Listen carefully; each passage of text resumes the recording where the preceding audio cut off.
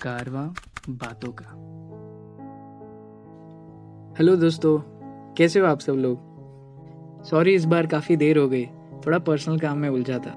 पर जैसे मैंने वादा किया था, इस बार आपके लिए एक कहानी लाया हूँ। अब हम हमारे कहानी की ओर बढ़ते हैं। ये कहानी है रोशनी और शिरीष की। शिरीष जो कि अपने शहर से दूर बड़े शहर में कॉर्पोरेट जॉब करता है। शांत स्वभाव का और अकेले रहना पसंद करने वाला। वीकडेज पे काम और वीकेंड पे ऑनलाइन गेम और घर के काम आदि इत्यादि, बस यही उसका काम है। और दूसरी ओर रोशनी, शिरीष की पूरी उल्टी। अगर शिरीष ईस्ट तो रोशनी वेस्ट, एक नॉर्थ पोल तो दूसरा साउथ पोल। रोशनी भी शिरीष की तरह अपने घर से दूर कुछ दोस्तों के साथ रहती है। उसको घूमना, दोस्तों के साथ हैंग आउट करना और हर चीज को हैशटैग करना पसंद है। वो थोड़े मॉडर्न ख्यालों वाली है। हाँ, तो अभी दिवाली की शाम थी। चारों ओर रोशनी ही रोशनी थी। अरे रोशनी मतलब दिए और फुलझड़ियों की रोशनी। शायद श्री राम जी को अंधेरा पसंद नहीं आया होगा, इसलिए अमावस्या की रात थी, लेकिन उजाले की कोई कमी नहीं थी। हर घर अपने अपने हिसाब से सजा हुआ था।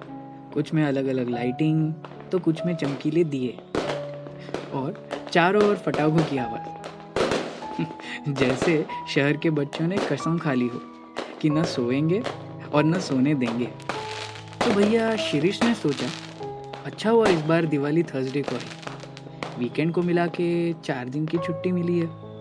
सोचा गांव जाके इस बार गांव की दिवाली मना के आऊंगा। पर मन नहीं था तो नहीं गया। दिवाली की पूजा करके मैं बाहर निकला था शहर का मुआवना करने। मुझको पटाखे फोड़ना तो पसंद नहीं, लेकिन बच्चों में पटाखों का उत्साह देख के खुशी मिलती है। मैं ऐसे ही घूमने निकल पड़ा। कुछ देर बाद वापस आके अपार्टमेंट के बाहर बैठा और बच्चों को देखने लगा। चारों ओर खुशियों के बीच एक चेहरा उदास खड़ा था। उसकी उंगलियां तेजी से कीपैड पे चल रही, कभी मैसेज तो कभी कॉल। टेंशन में लग रही थी। सोचा इंसानियत के नाते पूछ लूं कि क्या हुआ। कुछ मदद चाहिए तो बोल सकती हो। फिर सोचा जाने दो, खामा गले पड़ गई तो, गलत समझ लिया तो। ये सोच के खुद को रोक लिया। फिर वो मुड़ के जाने लगी, तब उसके बैग से कुछ गिरा। मैं तेजी से गया और उठा के देखा तो उसका लाइसेंस था। नाम लिखा था रोशनी। मैंने पीछे से आवाज लगाई, एक्सक्यूज मी, हेलो। अरे सुनो, आपका लाइसेंस गिर गया। वो रुकी और पलटी। मैं उसकी तरफ गया और उसको उसका लाइसेंस दिया। वो धन्यवाद बोल के जाने लगी। मैंने वापस आवाज दी, सुनो। वो वैसे ही रुकी और मुड़ गई। मैंने कहा, मैं काफी देर से देख रहा हूँ, आप बड़ी टेंशन में दिख रही थी। बार बार बैग भी देख रही थी। कुछ खो गया क्या? अरे वो मेरे रूम की चाबी खो गई है, वही ढूंढ रही थी। दोस्तों को कॉल कर रही थी, कहीं उनके पास तो नहीं रह गई। तो मिली नहीं। तो अब? वो आंखें नीचे करके बोली, पता नहीं। मैं किसी चाबी वाले को जानती भी नहीं, अगर दूसरी बनवाऊं तो। एक काम करो, मेरे पास एक चाबी वाले का नंबर है। लास्ट वीक मैं भी ऐसे ही एक सिचुएशन में अटका था, तब बुलाया था। उतने में मैंने उसको कॉल किया तो वो बोला, साहब करीब घंटा भर जाएगा, थोड़ा दूर हूँ। मैंने रोशनी से बोला, उसको करीब 1 घंटा लग जाएगा। इतना बोल के मैं जाने लगा। फिर सोचा अकेला क्या करेगी 1 घंटा। तो मैंने वापस उसका ध्यान अपनी ओर खींचते हुए कहा, अच्छा सुनो, उसको आने में टाइम लगेगा। आप मेरे यहाँ आराम कर सकती हैं चाहे तो, मेरा रूम सामने ही है। आएगा तो वो दिख भी जाएगा। उसने हामी भरी और हम मेरे रूम पे चले गए।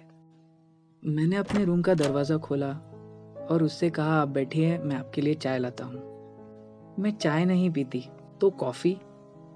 ओके। मैं 2 कप कॉफ़ी बना के लेके आया।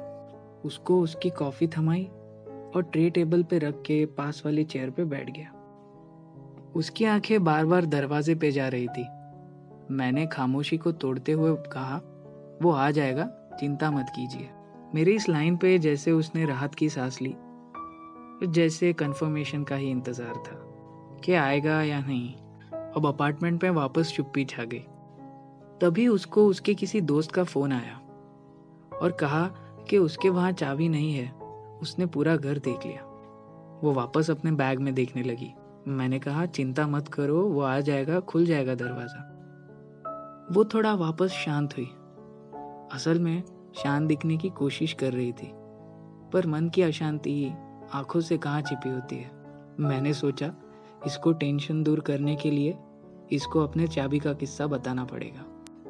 मैंने अपने कॉफ़ी का कप उठाया और कहा पिछले हफ्ते मैं भी चाबी भूल गया था, बाद में वो मेरे ही बैग में मिली। तब वो थोड़ा गौर से सुनने लगी। तब मैं बोला, तो वो हुआ क्या कि मैं निकल गया ऑफिस रूम लॉक करके। शाम को आया तो बैग में देखा मिली नहीं। दिमाग में आया कि रखा तो बैग में ही था, गई कहाँ। पूरा परेशान। और तो और उस दिन मैंने कुछ दोस्तों को इनविटेशन भी देके रखा था घर आने का। फिर जल्दी जल्दी से नुक्कड़ पे गया तो ये चाबी वाला मिला और धन्य हो उसका दरवाज़ा खुला। अभी जब कुछ दिन पहले बैग साफ किया तो उसमें से ही निकली, कहीं तो फंस गई थी बैग में। वो हल्का सा मुस्कुरा दी और बोली खाक में घोड़ा गांव में ढिंडोरा। मैं भी हंस दिया और बोला कुछ वैसे ही। अब वो थोड़ा शांत लग रही थी और अब हम नॉर्मल बातें करने लगे। उसने बताया कि वो पास ही में एक बैंक में मैनेजर है। बातों में वक्त कहाँ निकल जाता है पता ही नहीं चलता। कब हमको बातें करते करते 2 घंटे हो गए। तभी चाबी वाले का फोन आया, साहब आ गया हूँ, कौन से ताले का चाबी बनाना है। रोशनी ने उसे अपने रूम का पता बताया और वो आया, अपने औजार निकाल के काम पे लग गया। दरवाज़ा खुला, वो अंदर गई, चाबी वहीं मेज़ पे रखी थी। मैंने कहा चलो दरवाज़ा खुल गया, अब मैं भी चलता हूँ, हैप्पी दिवाली। वो भी मुस्कुरा के बोली हैप्पी दिवाली। अरे मैंने तुम्हारा नाम ही नहीं पूछा। शायद उस 2 घंटों की बातों में नाम पूछना भूल गई और मैं भी बताना भूल गया। मैंने कहा मेरा नाम शिरीष है। इतना कह के मैं अपने रूम पे आ गया। जैसे ही रूम में आया, रूम खाली खाली लगने लगा। जब घर से कोई जाता है तो शायद इस बात का दुख घर को भी होता होगा।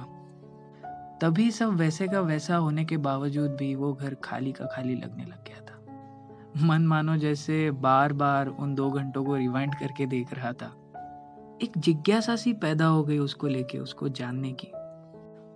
अगले दिन छुट्टी थी तो टाइम पे उठने का तो कोई सवाल ही नहीं था। कब उसको सोचते सोचते आँख लग गई थी पता ही नहीं चला था। सुबह दरवाजे की डोरबेल से आँख खुली थी। मैंने घड़ी की तरफ नजर घुमाई तो 10 बज चुके थे। मैंने सोचा शायद कचरा लेने वाला आया होगा।